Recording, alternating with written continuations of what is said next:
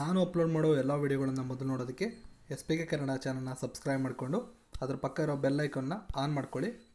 ಇದರಿಂದ ನಾನು ಯಾವುದೇ ವೀಡಿಯೋ ಅಪ್ಲೋಡ್ ಮಾಡೋದ್ರ ನೋಟಿಫಿಕೇಷನ್ ನಿಮಗೆ ಸಿಗುತ್ತೆ. ಹಾಯ್ ಹಲೋ ಎಲ್ರಿಗೂ ನಮಸ್ಕಾರ. SPK ಕನ್ನಡ ಯೂಟ್ಯೂಬ್ ಚಾನಲ್ಗೆ ನಿಮಗೆ ಸ್ವಾಗತ. ಮಾರ್ಚ್ 31ರ ಪ್ರಮುಖ ಪ್ರಚಲಿತ ವಿದ್ಯಮಾನಗಳನ್ನು ಈ ವಿಡಿಯೋದಲ್ಲಿ ನಾವು ತಿಳ್ಕೊತಾ ಹೋಗೋಣ. ಇದರ PDF ಅನ್ನು SPK ಕನ್ನಡ ಅಂತ ಸರ್ಚ್ ಮಾಡಿ ನಮ್ಮ ಟೆಲಿಗ್ರಾಮಲ್ಲಿ ನೀವು ಪಡ್ಕೋಬೋದು. ಕೆಳಗಿನವುಗಳಲ್ಲಿ ನೌಕಾ ಕಾರ್ಯಾಚರಣೆಯ ನಿರ್ದೇಶಕ ಜನರಲ್ ಆಗಿ ನೇಮಕಗೊಂಡಂಥವರು ಯಾರು?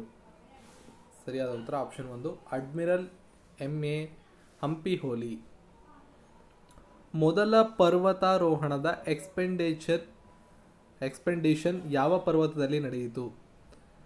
ಸರಿಯಾದ ಉತ್ತರ ಮೌಂಟ್ ಮಕಲು, ಆಪ್ಷನ್ C.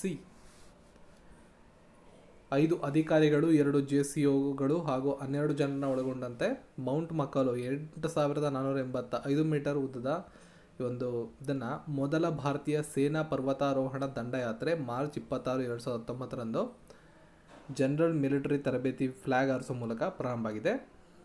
ಪ್ರಪಂಚದ ಅತಿ ಉದ್ದದ ಕಪ್ಪು ಗುಹೆ ಯಾವ ರಾಷ್ಟ್ರದಲ್ಲಿ ಕಂಡುಬಂದಿದೆ?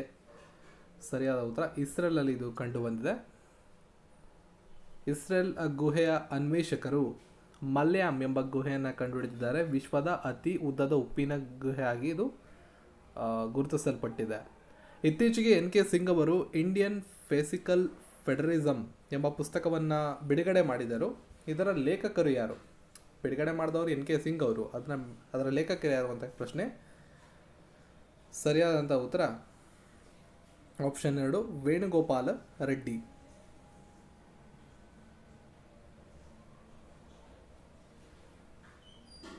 ಭಾರತದ 15ನೇ ಹಣಕಾಸು ಆಯೋಗದ NK ಸಿಂಗ್ ಅವರು, ಅಧ್ಯಕ್ಷರಾದಂಥ NK ಸಿಂಗ್ ಅವರು ಈ ಒಂದು ಪುಸ್ತಕವನ್ನು ಬಿಡುಗಡೆ ಮಾಡಿದ್ದಾರೆ.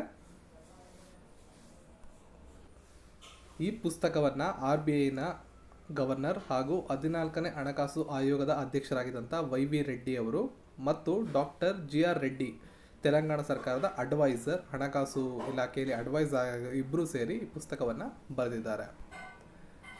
ತಶಿಗಾಂಗ್ ವಿಶ್ವದ ಅತಿ ಹೆಚ್ಚು ಮತದಾನ ಕೇಂದ್ರವಾಗಿದೆ. ಇದು ಯಾವ ರಾಜ್ಯದಲ್ಲಿ ಕಂಡುಬರುತ್ತದೆ? ಸರಿಯಾದಂಥ ಉತ್ತರ ಹಿಮಾಚಲ ಪ್ರದೇಶ, ಆಪ್ಷನ್ 4.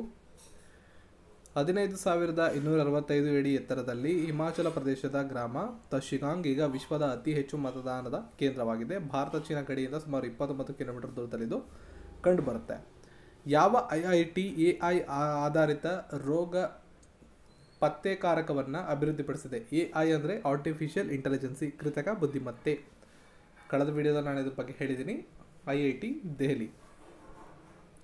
IIT ದೆಹಲಿಯ ಸಂಶೋಧಕರು ಮಲೇರಿಯಾ, ಕ್ಷಯರೋಗ ಹಾಗೂ ಮುಂತಾದ ರೋಗಗಳ ಕುರಿತು ಸಂಪೂರ್ಣ ಮಾಹಿತಿಯನ್ನು ಅತಿ ಬೇಗ ಕಂಡುಹಿಡಿಯೋದಕ್ಕೆ ಆರ್ಟಿಫಿಷಿಯಲ್ ಇಂಟೆಲಿಜೆನ್ಸಿಯನ್ನು ತಯಾರಿ ಮಾಡಿದ್ದಾರೆ. ಇದರ ಬಗ್ಗೆ ನಾನು ಕಳೆದ ವಿಡಿಯೋದಲ್ಲಿ ಹೇಳಿದ್ದೀನಿ ನೋಡಿ. ಆಕ್ಸ್ಫರ್ಡ್ ವಿಶ್ವವಿದ್ಯಾಲಯದ ವಿಶ್ವ ಪ್ರಸಿದ್ಧ ಬೋಡ್ಲಿಯನ್ ಗ್ರಂಥಾಲಯಗಳು ಪ್ರತಿಷ್ಠಿತ ಬೋಡ್ಲೆ ಪದಕವನ್ನು ಯಾರಿಗೂ ನೀಡಲಾಗಿದೆ? ಸರಿಯಾದ ಉತ್ತರ ಆಪ್ಷನ್ 3 ಅಮಿತ್ ಸೇನ್.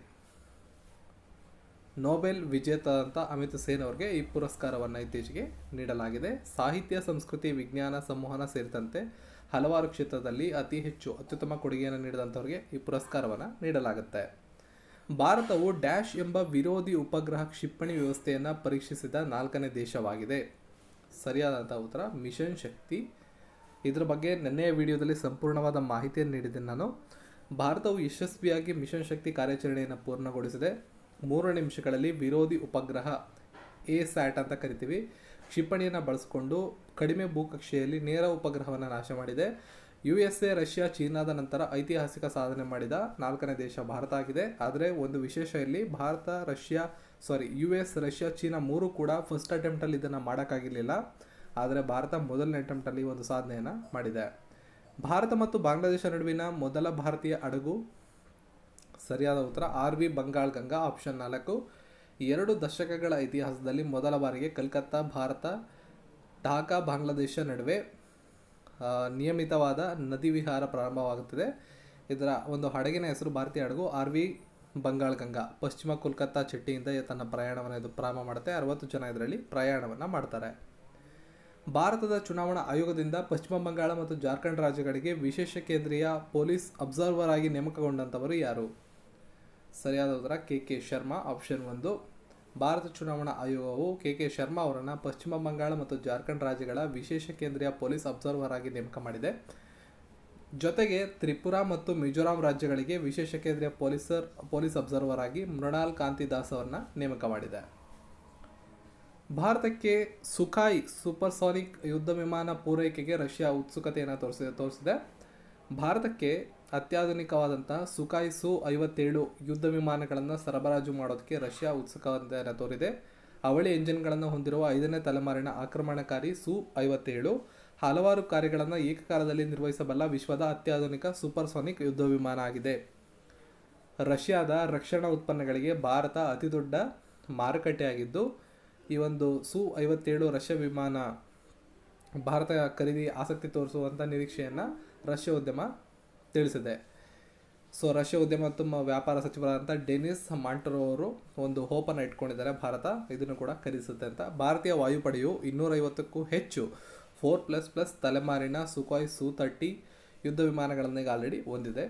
ಮುಂದಿನ ದಿನಗಳಲ್ಲಿ ಇದರ ಖರೀದಿ ಆಗುತ್ತೋ ಇಲ್ವೋ ಅಂತ ನೋಡಬೇಕಾಗಿದೆ. ಈ ಎಲ್ಲ ಮಾಹಿತಿಗಳು ನಿಮಗೆ ಉಪಯುಕ್ತ ಅನಿಸಿದರೆ ಈ ವಿಡಿಯೋನ ಲೈಕ್ ಮಾಡಿ, ಶೇರ್ ಮಾಡಿ, ಜೊತೆಗೆ ನಮ್ಮ ಚಾನಲ್ನ ಜಾಯ್ನ್ ಆಗಿ. ನಮ್ಮ ಟೆಲಿಗ್ರಾಮ್, ಇನ್ಸ್ಟಾಗ್ರಾಮ್ ಮತ್ತು ನನ್ನ ಎಲ್ಲ ಸೋಷಿಯಲ್ ಮೀಡಿಯಾ ಲಿಂಕ್ಸ್ ಈ ವಿಡಿಯೋದ ಡಿಸ್ಕ್ರಿಪ್ಷನ್ಲಿದೆ. ಇದರ PDF ನಮ್ಮ ಟೆಲಿಗ್ರಾಮಲ್ಲಿ ನಿಮಗೆ ಸಿಗುತ್ತೆ.